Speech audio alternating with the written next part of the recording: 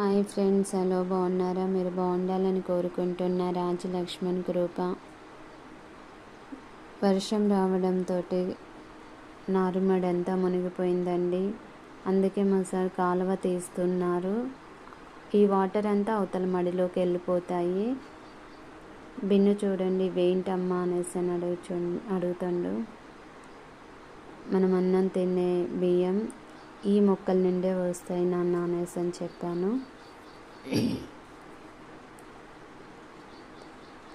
చూడండి, మొత్తం వాటరే పట్టేస్తాయండి.